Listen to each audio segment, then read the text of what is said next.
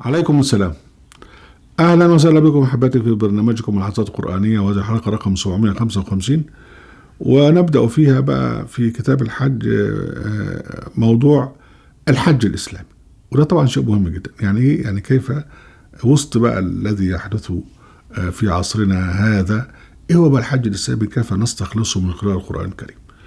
وهنفصل الكلام في هذا في حلقات. الحلقة الأولى يعني في هذا الموضوع اللي هو قبل الحج، يعني قبل أن تذهب إلى الحج. فقبل أن تذهب الحج يعني موضوع الاستطاعة. يعني والله على الناس حج البيت من استطاع إليه سبيلا. يعني كل من استطاع سبيلا إلى الحج من بداية بيته لغاية لما يروح. هنا موضوع الاستطاعة المالية والاستطاعة الجسدية. طبعا ما فيش في واحد انت معاك استطاعة مالية تدي جوز خالتك وتقول له روح حج مكان. احنا قلنا ما فيش لا استنابة في الحج. اذا هو الاستطاعة المالية والاستطاعة الجسدية. اذا لقيت حد بقى يعني يحملك الى اخره وكده خلاص ممكن. لكن هو اهم شيء الاستطاعة. من استطاع اليه سبيلا، باي طريق ان تتوفر الاستطاعة. واحنا قلنا طبعا قبل كده ان الموضوع بقى مش محتاج ان الفقهاء بقى يخشوا ويقول لك المستطيع يعمل كذا والمستطيع يعمل كذا، لان هذه الاستطاعة تقديرها منسوب للشخص نفسه في ضوء تقواه لله جل وعلا. يعني هو شايف ان هو معاه فلوس، شاف ان معاه فائض، يبقى يعني بهذا الفائض زي بالظبط موضوع الزكاة المالية. يعني انت تقدر مصاريفك وتقدر الضرائب اللي عليك وتقدر التزاماتك، ومن بعد كده الفائض بتدفع منه. يعني مثلا وده بينك وبين ربنا سبحانه. ممكن انت يعني تزود في الزكاة، ممكن يعني ان تكون من الذين يؤثرون على انفسهم ولو كان بهم خصاصة، ممكن ان انت تقل الى اخره. هذا يعني يرجع الى التقوى. فبرضو موضوع الاستطاعة يعني مداره على التقوى. لكن احنا برضو بنفهم من القرآن الكريم ان هناك حدودا للاستطاعة، لان ربنا سبحانه وتعالى يعني حدد سقف العبادات يعني على الناس يعني بمبدأ لا يكلف الله نفسا الا وسعها. فربنا قال لا تكلف نفس الا وسعها، وقال لا يكلف الله نفسا الا وسعها، وقال لا يكلف الله نفسا الا ما اتاها. لا تكلف نفسا الا وسعها، لا نكلف نفسا الا وسعها، ولا نكلف نفسا الا وسعها. ده كله في يعني في سورة البقرة وسورة الطلاق وفي سورة الانعام وفي سورة الاعراف وفي سورة المؤمنون. فمبدأ اساس من مبادئ التشريع في الاسلام هو عدم تكليف النفس فوق وسعها، حتى في الصيام. يعني من هنا بقى ان موضوع ان انت لا تكلف نفسك فوق وسعها ده هو السقف الاعلى في موضوع الاستطاعة. ويؤكد ذلك بقى ان المبدأ الاخر فان الله سبحانه وتعالى من يعني من اساسيات التشريع او من مقاصد التشريع في الاسلام التيسير والتخفيف ورفع الحرج.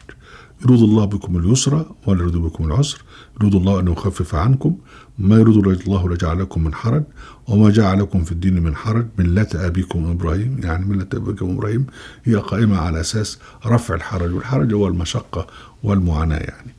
وطبعا الذي يحدد هذا هو الإنسان، إذا كان في معاناة، إذا كان يستطيع، إذا كان لا يستطيع. وهو يعلم تماما أن الله جل وعلا مطلع على ما في قلب الله سبحانه وتعالى، يعلم خائنة الأعين وما تخفي الصدور.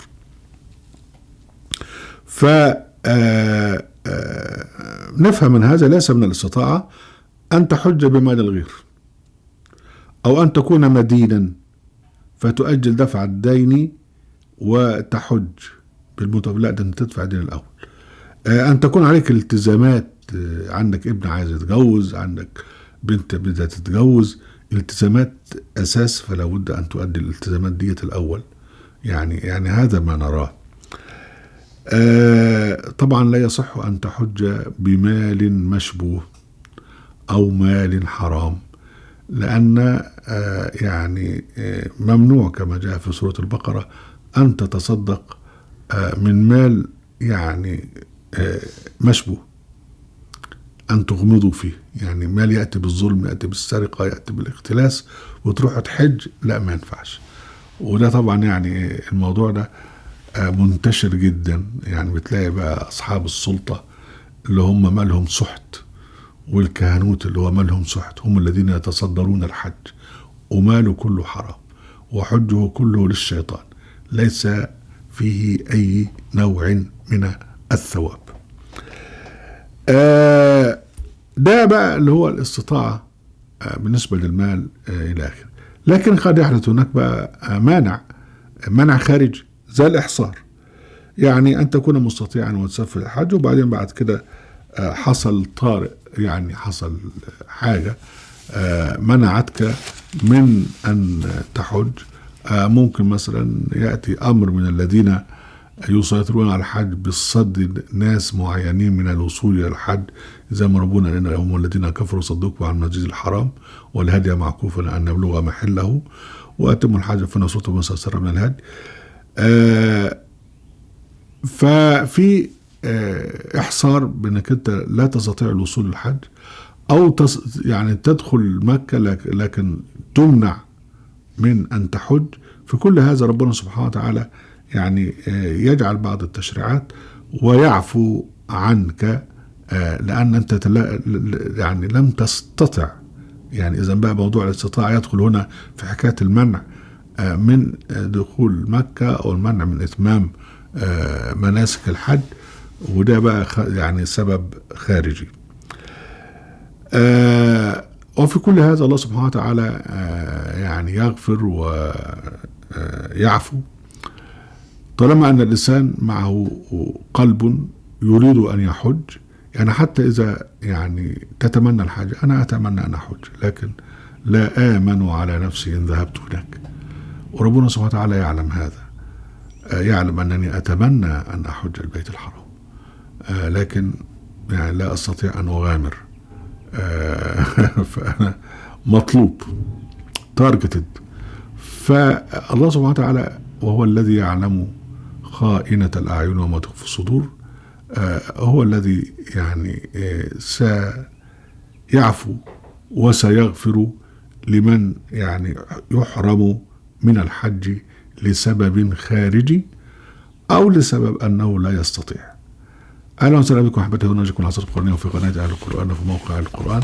لا تنسوا المشاركة بالشير ولايك، وعليكم السلام.